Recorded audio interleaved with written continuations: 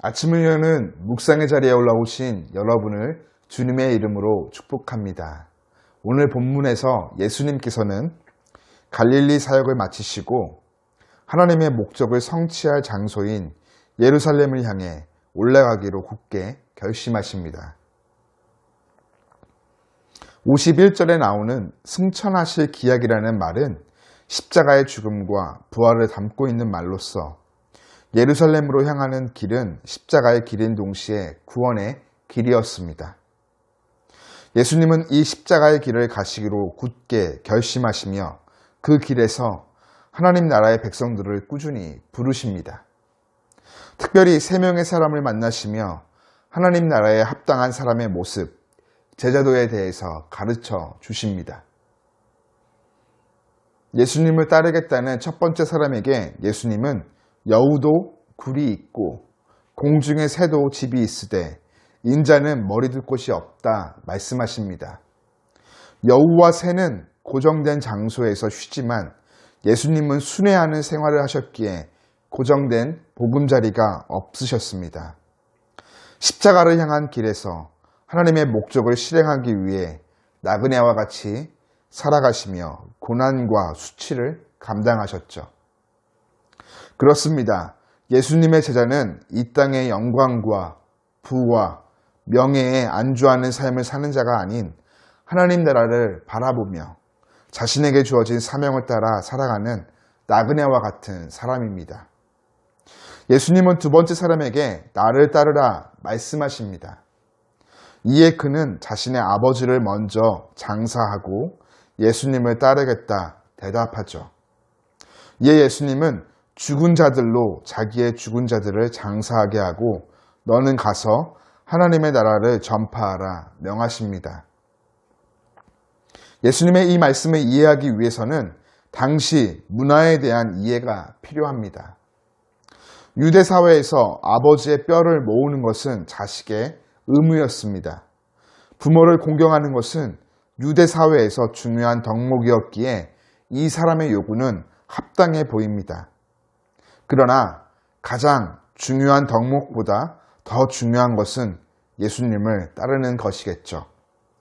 사실 그는 예수님께 아버지의 임종을 지켜보게 해달라 요청한 것이 아닌 두 번째 장례 절차를 마무리한 다음 예수님을 따르겠다고 요청한 것입니다.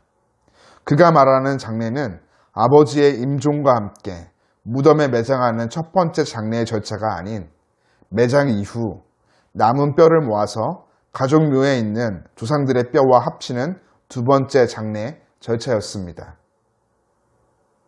유족들은 12달에 걸쳐 애국을 하고 나서 뼈를 모았습니다. 언제 돌아가실지 모르는 아버지를 끝까지 보살피고 그 후에 따르겠다는 뜻이 아닌 것이죠. 두 번째 매장의 날이 정해져 있기 때문에 그 시간까지 따르는 것을 연기해달라고 부탁한 것입니다. 이에 예수님은 죽은 자들로 죽은 자들을 장례하게 하라 비유적으로 말씀하시며 어떤 것보다 하나님의 나라를 전파하는 것이 우선되고 시급함을 말씀하여 주십니다. 예수님은 이어서 예수님을 따름에 먼저 가족과 작별을 허락해달라는 세 번째 사람에게 손에 쟁기를 잡고 뒤를 돌아보는 자는 하나님의 나라에 합당하지 않다 말씀하십니다. 당시 유대 문화에서 자녀가 출가함에 가족과 작별하는 것은 바람직한 행동이었습니다. 엘리야도 엘리사가 자신을 따르기 전에 부모에게 작별 인사를 할 수 있도록 허락했죠. 그러나 예수님이 요구하시는 제자의 조건은 엘리야가 요구하는 제자의 조건보다 훨씬 더 엄격합니다. 하나님의 나라를 추구한다고 하면서 세상 일에 얽매여 있는 사람은 마치 손에 쟁기를 잡고 뒤를 돌아보는 자와 같습니다. 세 사람 모두 당시 문화에서 타당성 있고 윤리적으로 칭찬받을 만한 요청을 하였습니다. 모두 예수님을 따르겠다는 적극적인 모습도 보였죠. 그러나 이들은 여전히 예수님을 따르기 전에 해야 할 일이 너무 많았습니다.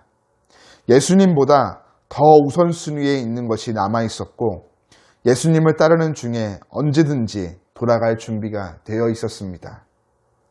오늘 예수님의 말씀은 예수님을 따르는 일이 장사 지내는 일이나 가족과 작별하는 일마저 허용되지 않는다는 뜻이 결코 아닙니다.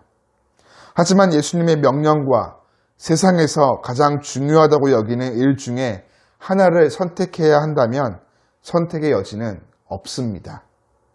그것이 하나님 나라의 기준이며 제자의 길이기 때문입니다.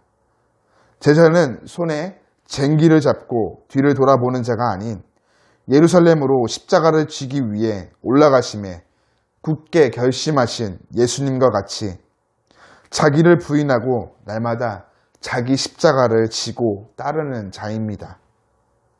예수님은 오늘 이 세 사람을 통해 우리에게 제자의 길은 어떻게 따라야 하는지, 절대적인 가치가 어디에 있는지를 보여주십니다. 사랑하는 교우 여러분, 예수님의 명령에 삶의 우선순위와 절대 가치를 두는 하나님 나라에 합당한 자로 살아갑시다. 이것이 오늘 우리를 제자로 부르신 예수님의 뜻입니다.